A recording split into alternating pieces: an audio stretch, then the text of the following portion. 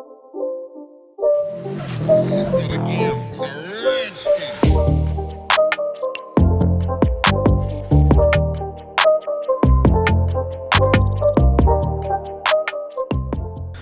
everyone and welcome back to YK Recreation. You're probably thinking, when is this Subaru maintenance ever going to finish? But I think today is going to be the last video of the maintenance and repairs of the Subaru. Well, I'm hoping so anyway. So what we're going to do today is, you watched the previous video. Remember when the boost was fluctuating slightly because the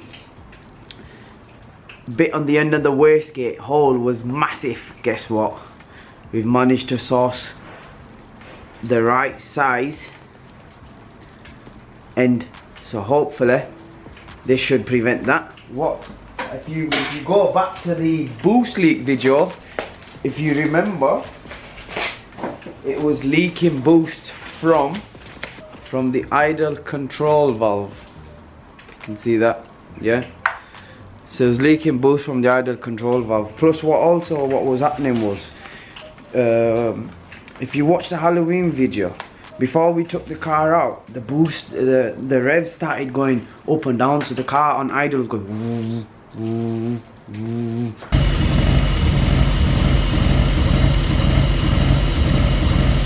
revving up and down slightly. So so it was the idle control valve. Usually people take them out, clean them. I did take it out, clean it up. Didn't make no difference. Checked it was free, didn't have no carbon build up in there. The actual sensor on the top was dodgy. So what I've been using is a version 1 sensor on it, because this has got a version 3 inlet. Don't ask Frankenstein, we're gonna have to go over this sometime. And then so what we're gonna do is just put this, change the idle control valve, because it was leaking boost. If you watch the video, it was actually like bubbles, a lot of bubbles were coming out of it. Check that boost leak test video if you haven't checked it. Also, if you're new to the channel, we've got about 11-12 videos now of just maintenance on this red Subaru. Seats, brakes, the lot. Just go check it out when you get a chance. And then yeah, let's crack on. Okay, so let's start off with changing the end of the wastegate. Let me just take this out from these washers. I got this from Craig Bellworthy. If any use lot know him, a lot of use lot from the Subaru forums have been very helpful. And Craig popped up, he was watching one of my videos and he says, hold on, I've got one of these end bits for you. So he kindly posted this out to me. It was only a tenner. So when we take this off, I'll show you the difference so you know what I mean. To remove my keyring, that's what's holding my actuator rod on. Yeah, so I'm just gonna go ahead and remove that first. Right, now that we've got the keyring out, that nut has already been cracked loose previously, so this should just pop up and twist off. Yeah, there we go. So I'm gonna twist it out all the way. Careful not to drop it when it comes out.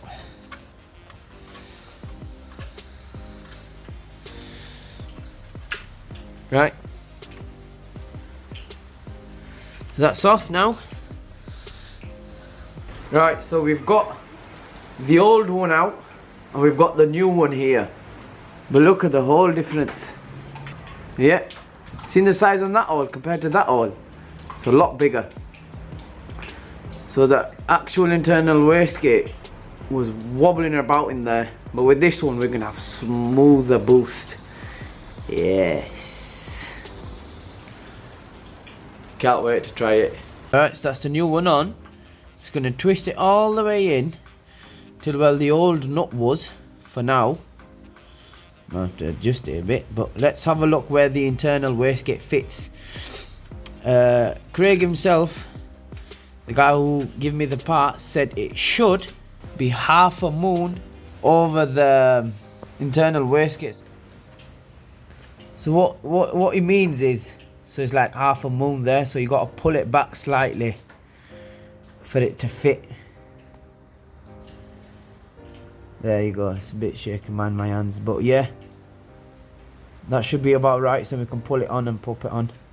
Look how beautifully that sits over it. It's literally got no room to wobble about. So even if it wants to wobble about now, it's not gonna wobble about. See, you see, it's good to have. It's good to ask people. What I do is, yeah, I'm a member of 2-3 Subaru Impreza owners club. So I'm part of Subaru Impreza's owners club, modified Subarus, and a few other groups on Facebook. And to be honest with you, sometimes you can learn something, and sometimes people help out. Don't get me wrong, you do get some idiots on there like everything else, but it's good to get to know people that know what they're doing. But be careful, there are a lot of scammers and whatnot on there, but obviously Craig's a trustworthy guy and he looked after me on this. So yes, this is now done. Now to move on to the idle control valve, which is situated up here. Usually on version 1.2s, this pipe does not face upwards, it faces down. But this has had some sort of conversion done. And as you've seen, it's got a green label idle control valve on it. I just put that on temporarily because I still wanted to drive it about. And it was leaking from here. So we're going to start with this now.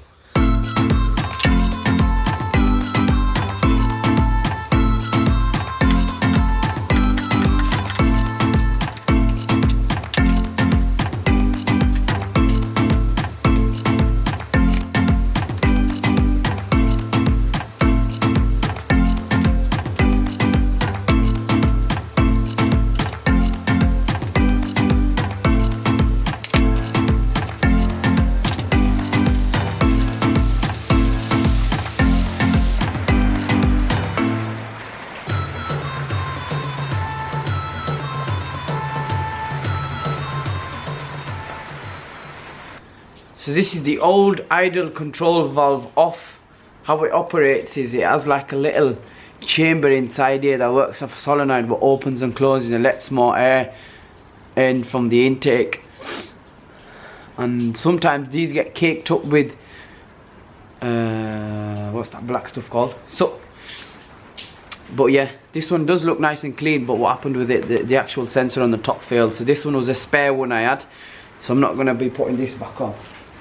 See, the new one's sensor is yellow, and that's what was on the car, so I thought I'll replace it with one. Bought this off a guy that owned a Subaru. He had this as spares. You can see this does have a bit of carbon in there, so I'm going to give this one a little clean before I put it on and then test it out. So this was actually leaking. I've inspected the gasket and the gasket does look fairly clean. Mind the rain, people, it is raining. So what I'm going to do is when I put it back on, I'm going to use some gasket cement and just put that on both sides of it.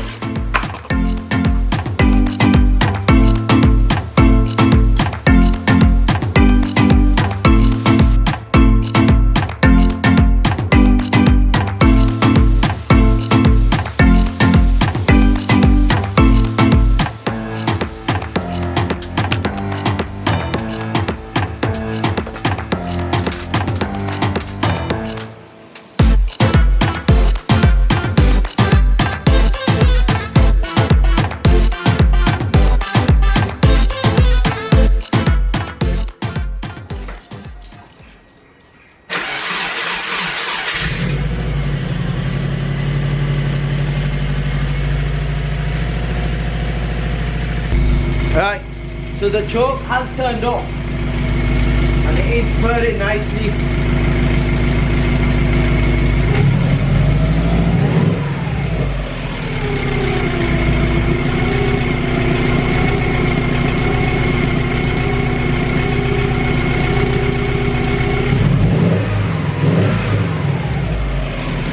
The revs are coming back to normal, mashallah. It is working fine.